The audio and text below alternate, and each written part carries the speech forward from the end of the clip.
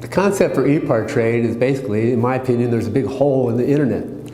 So the internet started many years ago, but there's never been an online business community for racers on the World Wide Web. The need for Epartrade is actually quite obvious. Basically, people in the business of auto racing need a place online to hang out and get their problems solved. It's extremely simple for a buyer or for a supplier to interact on the platform. The first thing you need to do is sign in, which is free.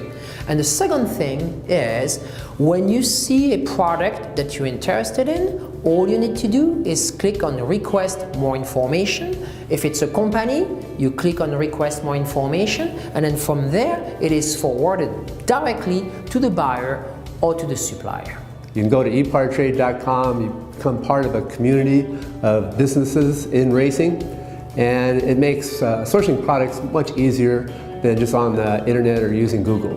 At Epartrade, there is no e-commerce. It's literally a connection just like at a trade show. So now, any time of the year, a buyer could reach out to a supplier through an email. More than that, it's a place to go just to keep current every day. So it's a good place to start your workday in your racing business or in your offices of your professional race team. And you know you're current when it comes to new technology, industry news, technical papers, technical videos, all of that and more. We're not looking for a million hits per day. All we want is people who are really the volume buyers of racing products in the racing industry to be part of the little world of Epartrade. We have racing businesses participating from around the world. So you get suppliers from around the world, you get buyers from around the world. Epartrade really eliminates having to travel, closing down your shop. Now you have a place to showcase globally your racing product and technology. Good morning from California. Welcome to Race Industry Now, the technical and business webinar series from Epartrade, presented to you by ARP. I am Francisque Savignan, the founder and CEO of Epartrade, the global platform for the performance and racing industry. This is episode 211, and we're going to be talking about a very important topic in our industry, shipping. With me this morning are Judy King, the co-founder of Epartrade, and our superstar host, Mr. Jeff Hammond. Judy? Thank you, Francis. I'm thrilled today to have Gordon Steffens on with Performance Plus Global. I've worked with him for probably over 15 years now, and he is a racer. So he truly understands how everything is a rush, whether it's a engine or shipping heavy race parts or even race cars. So it's a pleasure to have Gordon on, and of course, everybody knows Kenny Wallace, so he's joining us too. So Jeff, it's in your hands. Oh, more! I can't believe that y'all's doing this to me. You are making me have to control Kenny Wallace for the next hour. Y'all undoubtedly do not know Kenny like I know Kenny. And the thing is, I want to find out what Kenny knows about international shipping. This should really be an unbelievably good seminar, just because of the fact that when it comes to Kenny Wallace today, I love his opinions. I love the fact he's still a racer. And I think he will always be the most entertaining individual we have in the world of motorsports, as far as I'm concerned. So yeah, I'm looking forward to it. I really am. Very good. Excellent. Well, you in charge, Jeff. So let's get rolling. Hi, everybody. Top of the day. How we doing today, guys? We're doing great. We're just glad to be with you on the show. We're in a downpour. There's thunderstorms. It's raining, but we're with you, so it's going to be better. How about that? I like that idea. Would you like to tell me who is to, I tell you what, introduce your panel. Our panel here, Gordon Steffens. I'm with Performance Plus Global Logistics. We have Dr. Kenny Wallace with us, and then Kyle Steffens also, who is heads up our performance industry side. We move freight all over the place, but he heads up the performance side and is also a racer. So that kind of helps us be more collaborative with what's happening around the world. That's who we have with us today. Well, I'm going to be totally honest with you, Gordon. Good morning, Mr. Wallace. How do you do? Good to see you, Jeff. I miss you, my friend. I was down in Charlotte picking up a new dirt car, and maybe I should have come by and seen you, but I was out at Millbridge, and maybe next time. Well, make sure you do. I found out you were there and saw you and Kyle Busch, watching his son race out there. I mean, there's a lot of people out there that we all know that are, I guess you might say, developing up and coming talent from the ages of about what, 6, 7 on up. Yeah, they said on the Ashley Burnett, who runs the racetrack, her and her husband Jeremy, they announced last night that there was some 100 drivers that are all under the age of 13. So we have plenty of young drivers, coming along.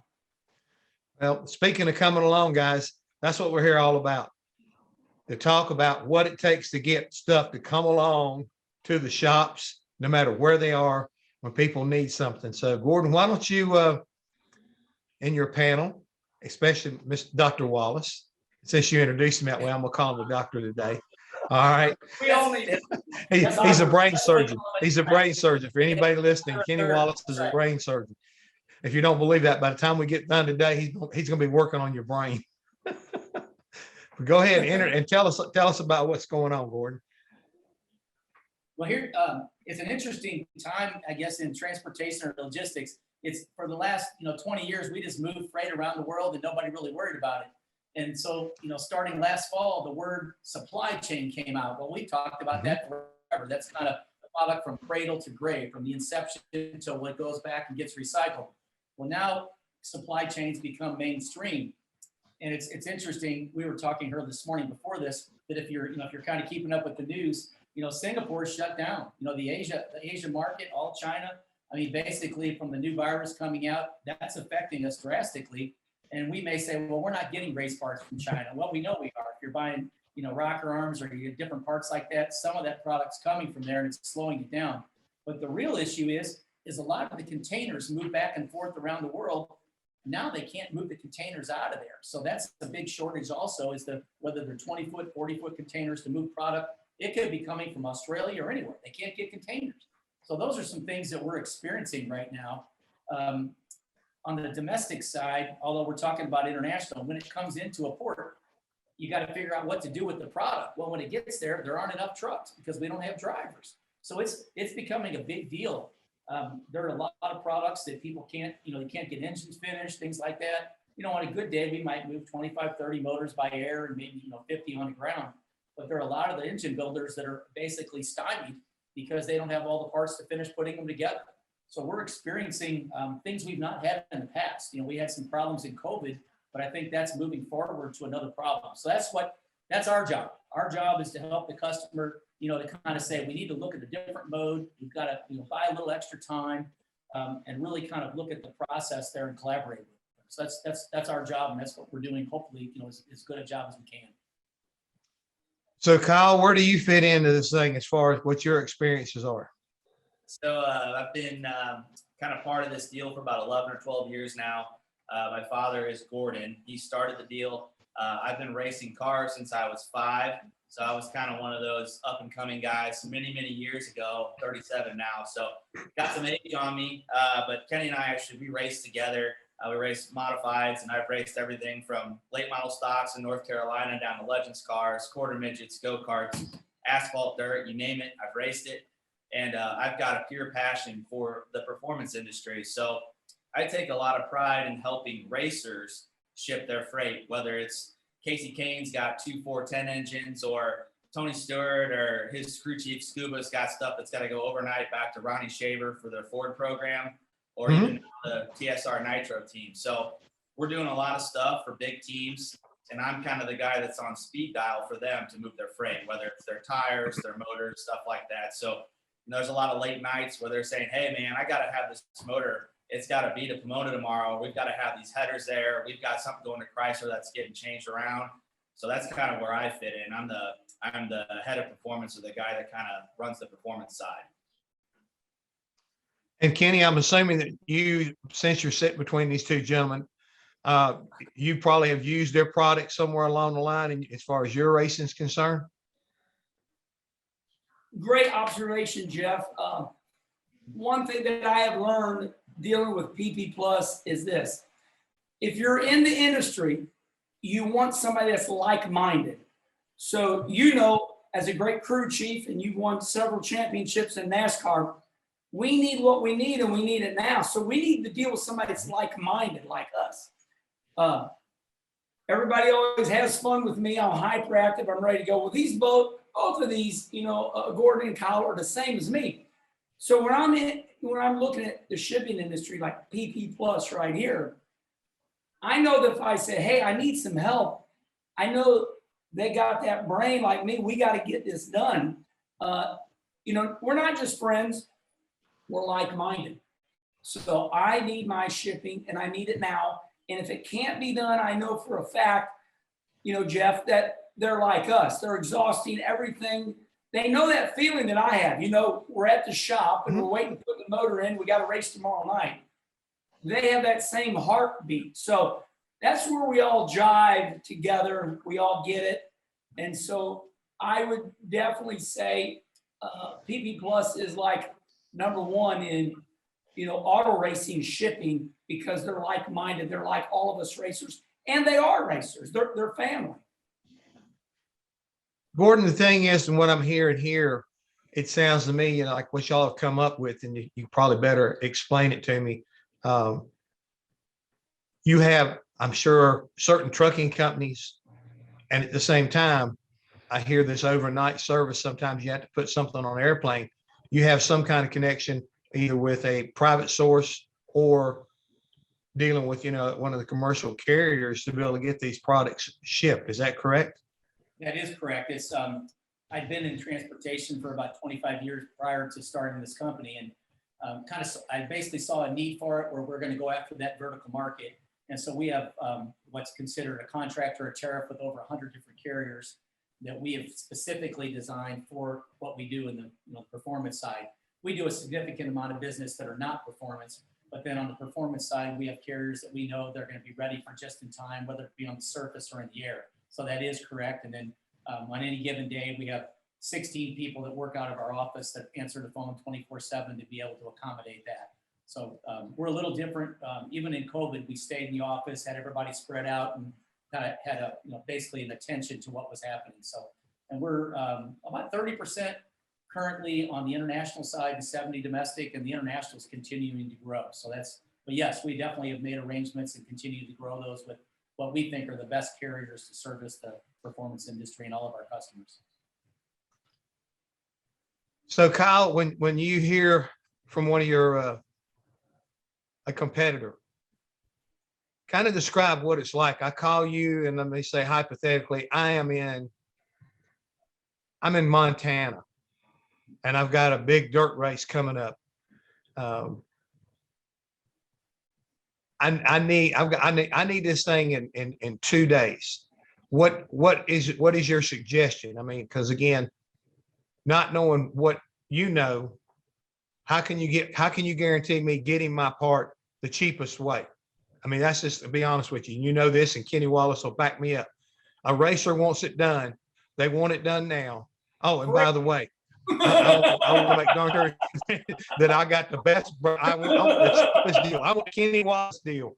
So you got to stay out of my pocketbook. I mean, I'm already spending $50,000 on the engine. So I just say I'm a scenario like go through it. How do you solve my problem?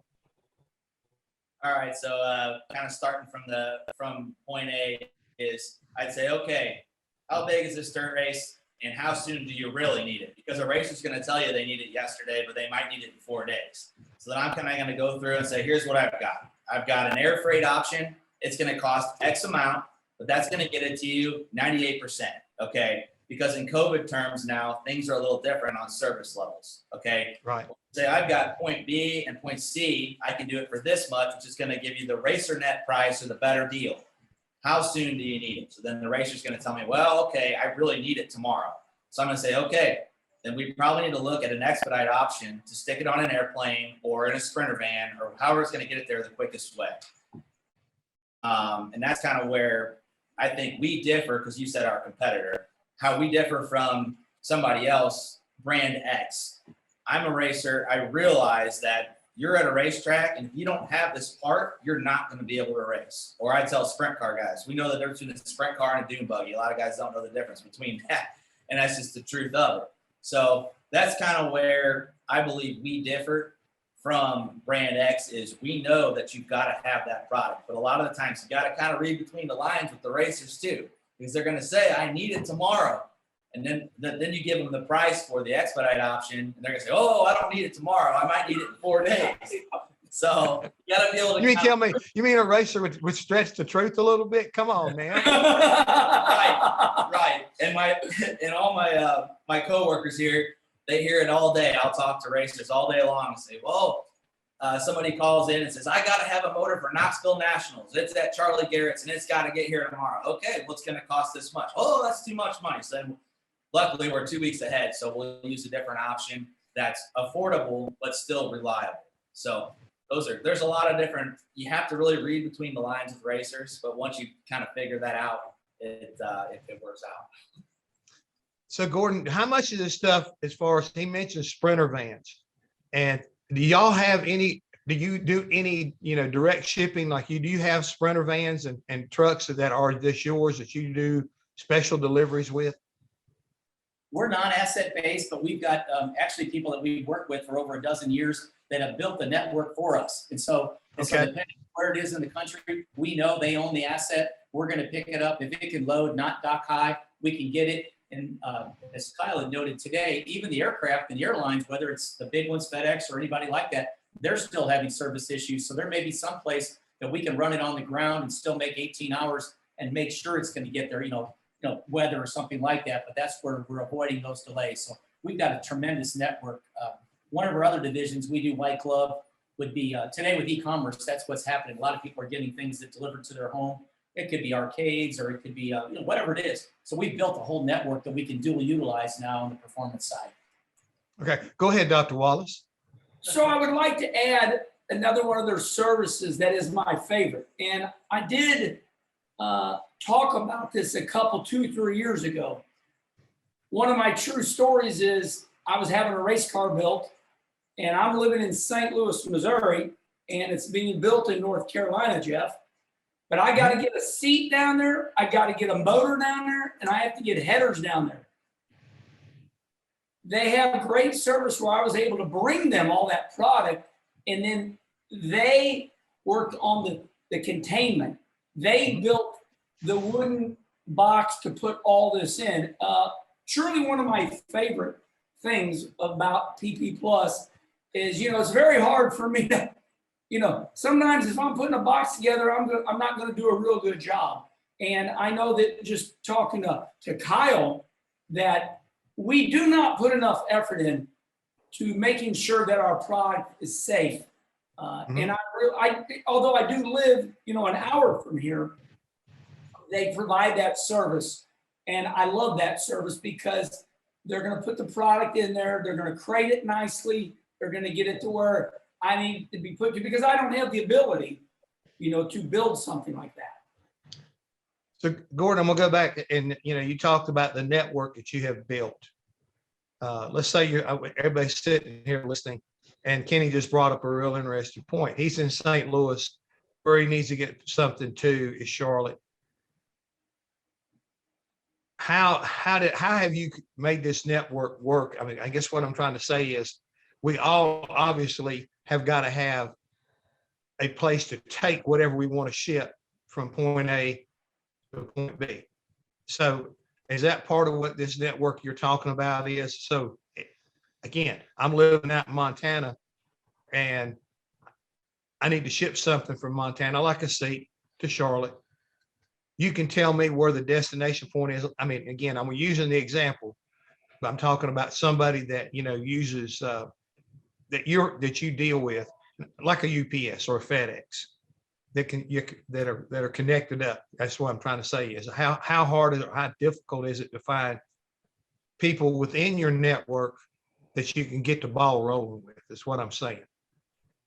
Yeah, it's a good question. That's a good question, Jeff. And it's actually better than that. What we've done is that we've actually created, and packaging is one of the biggest keys. Doesn't matter if it's domestic or international. If it's not packaged right, we're going to have a damage. So we built throughout the entire country, whether it's even in Hawaii or anything like that, we've got locations that will actually, customer can drop off whatever the product is. They'll package, crate it, ship it. Not everybody has the Scribner crate. We all love Scribner plastics. They're at the PRI show. They build those, but you got to buy a Scribner. If you don't have a Scribner, then we're going to figure out, number one, where you can drop it to, the product to. We're going to crate it. And then from that point, we'll have it picked up and then we'll move it in the network.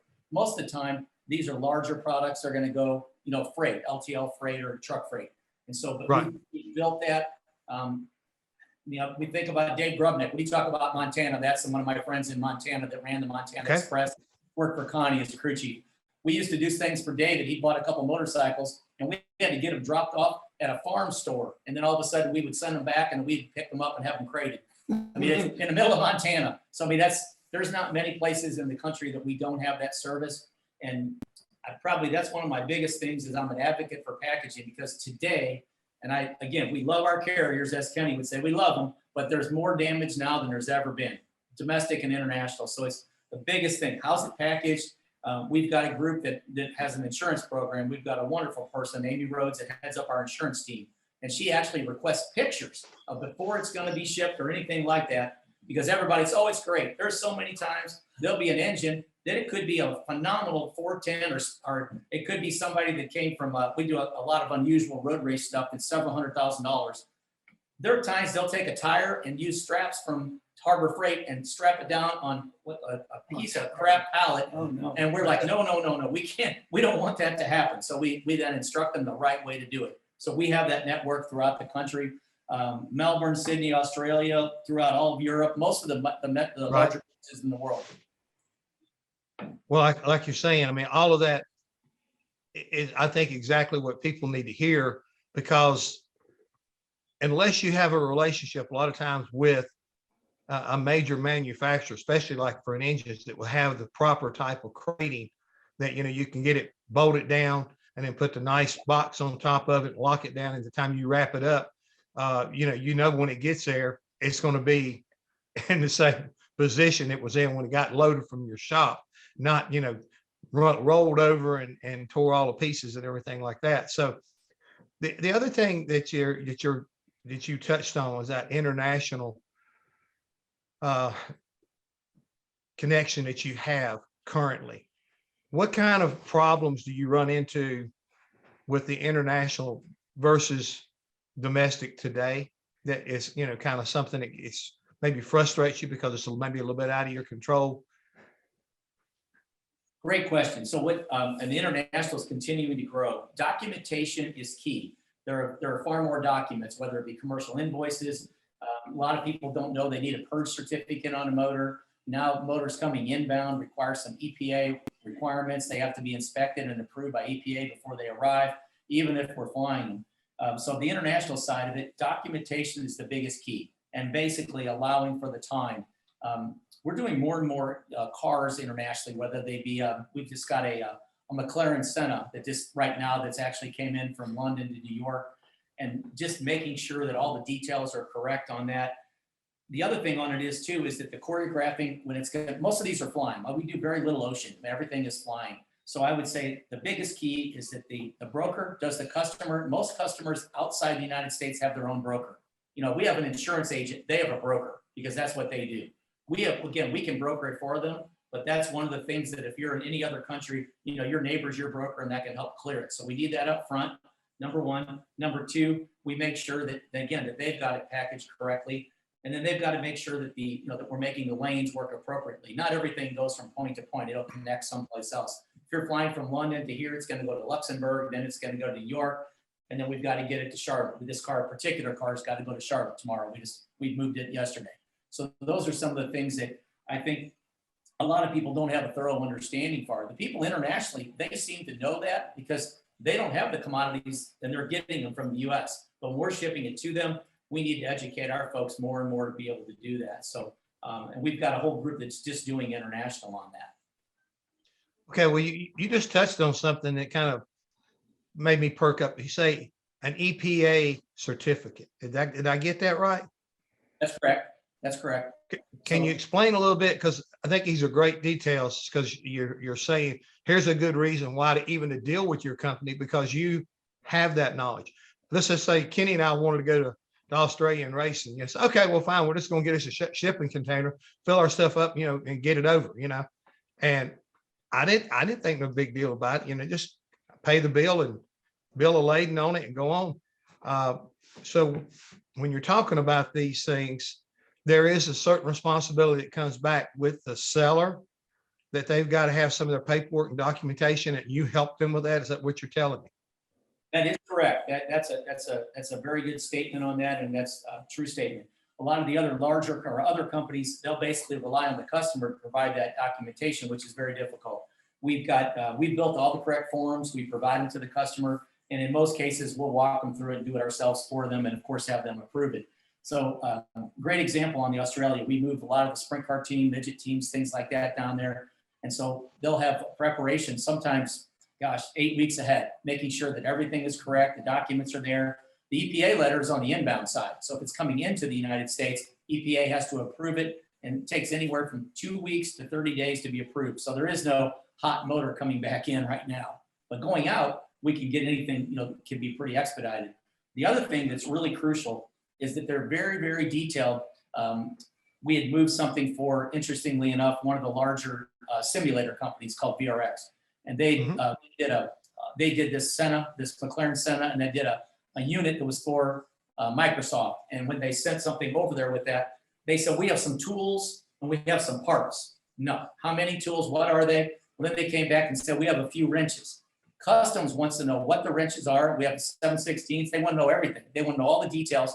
So we make sure all that's provided.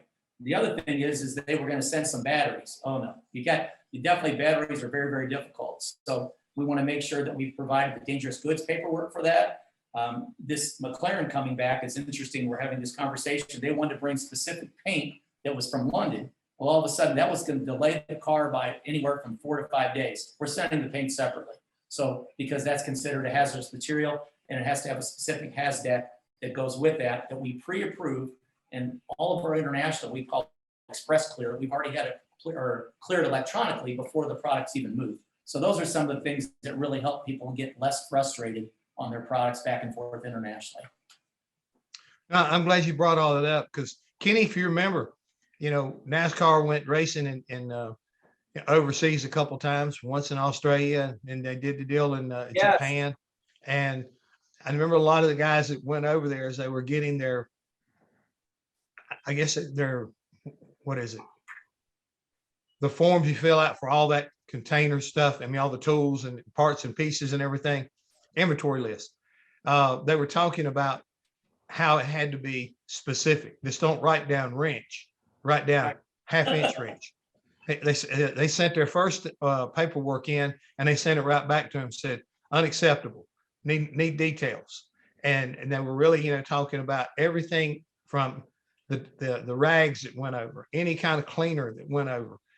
So I think all of that is something that we just kind of like, once again, take for granted, that if you put something in a box and the box is a box, ship it. Yeah, Jeff, you bring up a great point. That's fun to talk about as we talk about shipping. What was it? A 3-year contract NASCAR had, I believe, with Honda, and we raced over at Suzuka Circuit and Motegi, and we landed in Tokyo. It was a wonderful time. We were all on this big airliners. We're sitting with Dale Earnhardt Sr. and Rusty Wallace, and all of us drivers are on the same flight. And when we did arrive at the racetrack, specifically Suzuka Circuit or Motegi, we ran Suzuka 2 years in a row. Then we went to the Oval. But we were there early enough where we were able to watch the teams cut the locks or open the shipping container. And it was very interesting for all of us NASCAR people to be part of this first time in our lives. We opened the shipping containers and we saw the effort that you and all your comrades put in to tie that race car down, our tires and wheels and our tools and our whatever it was, and knowing that all was going to be in a shipping container and go across the ocean. It was a sight. It really educated me, Jeff. And it was a moment in my life that I'll never forget. It's one of those moments where you want to tell your grandkids, hey, Pawpaw raced in Japan. And you ought to saw how they got my car over there. They sent it over, in the ocean container. So yeah, that's a great memory. And for me to visually watch things be unloaded from that shipping container was definitely a highlight in my life. Great memory. Well, I think it was a great challenge, and that's what I'm fascinated about is how it's, you've been able to, Gordon, basically ramp it up, because I never would have dreamed. I'm just so old school. What you do, you load the darn thing in the back of a pickup truck and you drive it wherever it needs to go. You don't think about spending that kind of money. And if it takes you 2 days to get there, well, this takes you 2 days to get there. But the business of racing is what it is today, a business. And it's a multi-million dollar, probably bumping $1 billion, business. And everybody around the world needs something. And it's like you're saying, is you needed it yesterday. And you got to figure out somebody that you can trust to make sure they keep up with whatever it is. It's done properly. And, and we have the capability of being able to track all this stuff nowadays so well. But the one thing that I really want to get back to is, for those who are listening, is one thing that you brought up. It takes longer to bring something into the United States to go through customs than it does to ship it the opposite direction. Is that correct? If it's an engine or anything that has fluids or anything like that would require us to look at EPA. The other things too is we think about DOT. You bring a car in and all of a sudden it's got tires. Are those certified? So then DOT gets involved. Even some of the things we do, Canada, Mexico, back and forth like that, all of a sudden that's a whole different game. So we have to make sure that those tires are going to be acceptable, everything like that. So paperwork for that as well. We have a lot of teams that are bringing things back and forth to races from Canada, and then they'll come back and say, oh my God, we got to pick up this motor. And it's the Mississauga, whole totally different deal. That's exactly right. I mean, that could really throw a monkey wrench into everything as far as your timing that you're talking about. I mean, to me, I think that's the one thing that you would think, that if you flew it over, even if you sent it over on a ship, that once it got here, it should be, no more than a week to get it off and get it to you. But right. I guess that's not the way it works. Well, customs, think about this too. Since we've been through COVID and all these great times, the customs folks are limited. There's fewer of them. They're looking at more things, or some of them aren't even working certain days of the week. So all of a sudden we think it flew there. We have tracking. We have phenomenal software we give everybody. And it's tracked and it shows that it's in, wherever it's going to be. It shows it's in Houston or it's in LAX or wherever it's going to be. But then we're waiting for the custom agent to clear it. We pre-cleared it, express cleared it, but they still have to touch it. And so that becomes a little frustrating. We had a customer last year, Roland Sands. He does a crazy motorcycle stuff. I mean, Rusty's making all kinds of custom bikes and things like that. They're awesome. Roland makes things he was a road racer. He's making some really crazy things for Triumph and things like that. So we're sending his bikes back and forth to London and things like that. All of a sudden we had some going out of LAX. We paid somebody to go to the airport. And we were trying to pay somebody in customs. That was the first mistake. But then we took in some other paperwork. It doesn't matter. You just wait in line. You're number 72 and it may take 3 days. It's really it's a different deal. So it's different than it was 2 years ago. Jeff, one thing I want to bring up that I watched here, I was very lucky. I came into the offices a couple years ago, and Kyle, I went to one of your computers, and you all were tracking live international shipping. And you're like, yeah, it's in New York now. We're watching it. And you just brought that up. And that's what, made me think about it. You all have the ability here to track it in live and tell the customer where it's at, what's going on. That's correct. Yeah, we can keep our eye on it all the way through from point A to point B. You're not wondering. You're not like, where's my stuff at? That's big. Yeah, it is. It's big. Well, when you talk about something big, Kyle, I'm going to defer to you, and then Gordon, make sure he gets the stories right. If he does, he tells me what I hope I'll hear. Now, again, I don't know any story, but I want to ask you. I just want to make sure nobody tipped me off on anything, but tell me the funniest situation you've run into, and having a shipment, having a customer, down on your back trying to say, where's it at? Where's it at? I need it. And I'm running out of time. What's the closest have you ever successfully got it to them in time where they got a chance to race Absolutely. We actually just had one last week. So Gary Stanton builds one of the best midget and sprint car engines today, right now. Okay. So we had a customer, I'm not going to name his name, but he had 2 engines that during this period of time, that's okay. During this, 3 weeks ago, we had a major ice storm that went through the Midwest. Okay. This time of year is always really tricky for logistics because of the weather. So anytime they call you and say, hey, I've got 2 motors that got to go back to Gary or to wherever they're going, and you're like, okay, well, the weather's not very good. Okay, we'll keep an eye on it. So the guy, I do the bill of lading, I do the labels, I do everything. I get them all the stuff. You know, we get the rate, everything's ready to go. Okay, so he takes the motors to the terminal at R&L Carriers. Well, the dock supervisor, the ramp was too icy to get the motors in. So basically the guy's truck wouldn't go up the ramp. So he took it to another guy who was one of our customers that we referred him to, Roger Crockett. He dropped both motors off there. So R&L came in, picked them up, and then took them. Well, they took them without the bill of lading, which is not supposed to happen, but the driver did. Okay. So the motors go missing for a few days. They ended up going to the West Coast instead of going to Gary Stanton's. And yeah, so through our hard work and our due diligence, 1 whole week of this, and my coworkers can tell you, we worked our butts off to find these motors. We found them. And then from the point where we found them, the R&L terminal on the West Coast, we had them expedited and got them back to Gary by the weekend to get them to where they could work on them, to get them back to this guy so he could go run an ASCS race. So there was a lot of heartache, a lot of struggle through the week, and it was all really because of the weather and then the driver that took about the bill of lading that we supplied. But still, we made sure that even though there was a mistake somewhere else, that we took the time to track them through the network, through all the terminals, doing all the dock checks, talking to all the supervisors. We found them, and then we actually expedited them on our own time and got them to them so they could have their motors to race.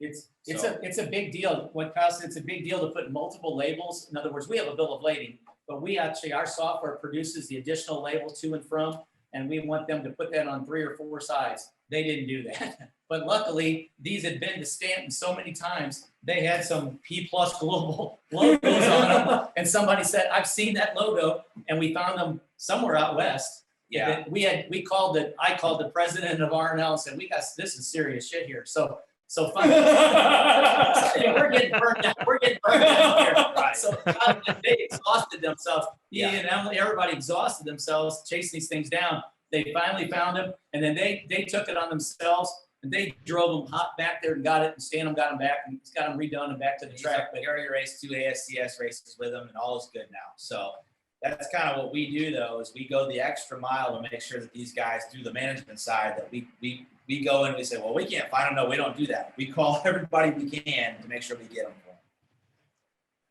Okay, guys, I guess ask the question this way. Everybody knows about FedEx and UPS and DSL and everything like that.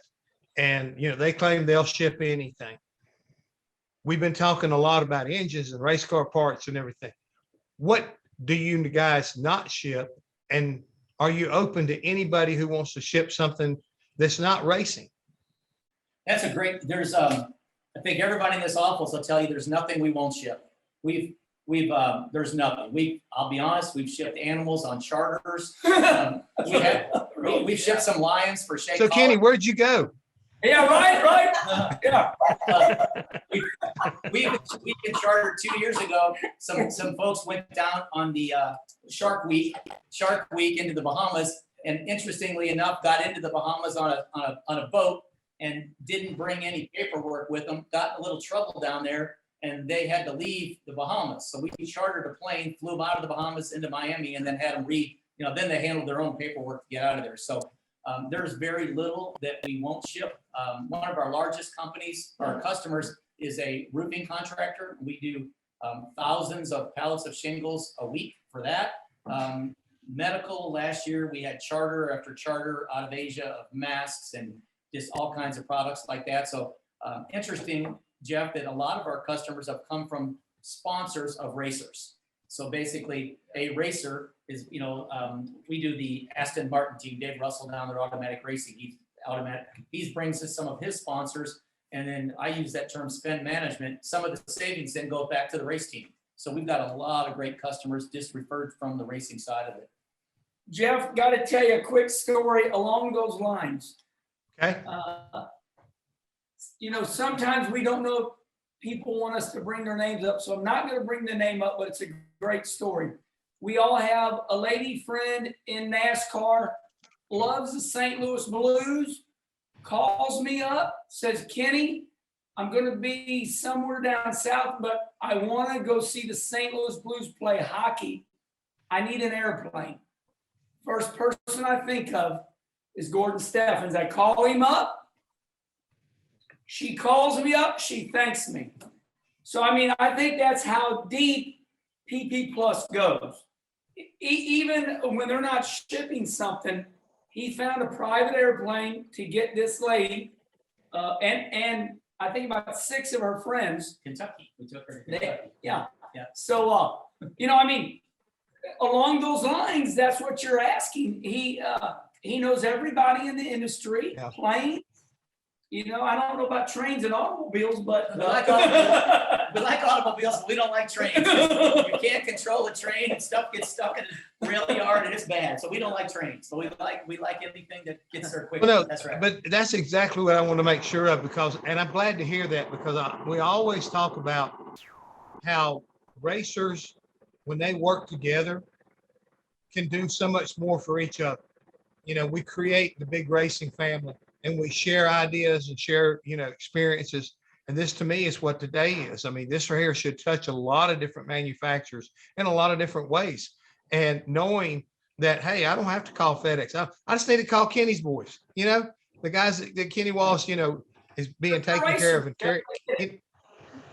Go ahead. no, you're Go right. ahead, It's like I said earlier, like-minded. Hey, me and you worked together for years in Fox, and anytime I wanted to get a word in, I could take my knee and hit your knee under the table. Now I can't touch you. Oh,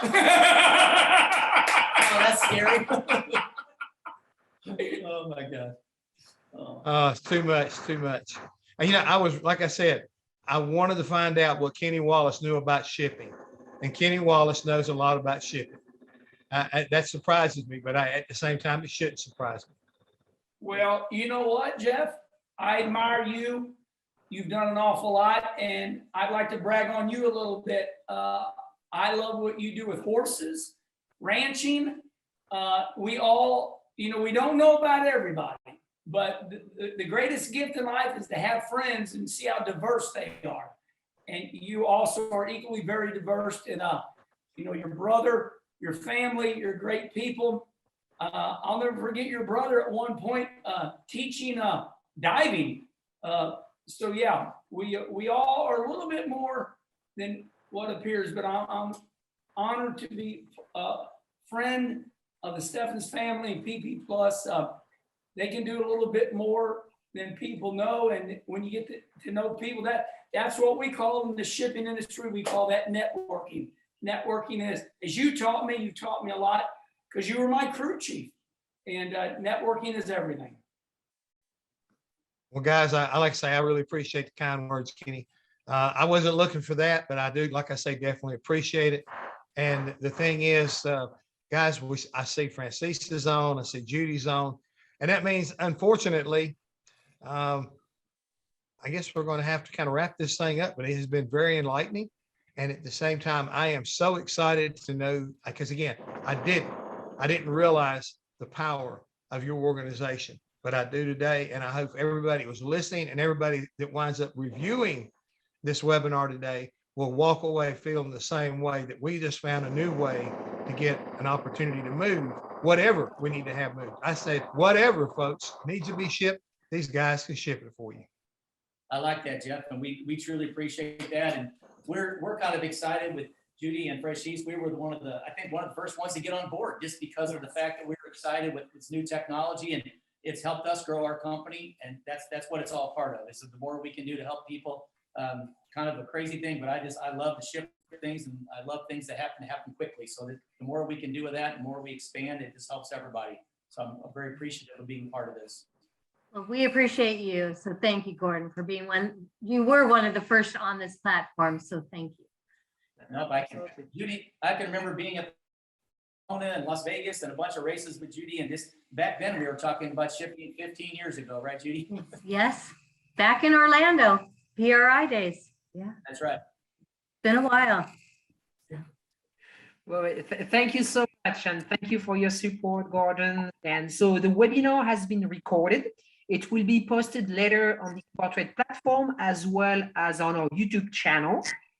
We pushed the Performance Plus services back on the homepage of Epartrade, so please take advantage of it. You can click there and connect with Gordon and his team. Thank you very much for being with us today. We will be back next Wednesday at 9 o'clock Pacific, and we're going to travel to the UK. We're going to be talking sensors in motorsport with a company called Elite Sensors. So thank you very much. And one last thing, Francis. We have somebody asking the name again. Performance Plus Global Logistics. Performance Plus Global Logistics, or we call it sometimes P Plus Global, but Performance Plus Global Logistics. Thank you, Judy. And we just pushed it back on the homepage. So just go on epartrade.com. You have everything right there for PPG. So thank you very much, and we'll see you next week. Let's get those folks in London next week and connection with us. Maybe we can bring their products to the United States for them. I like that.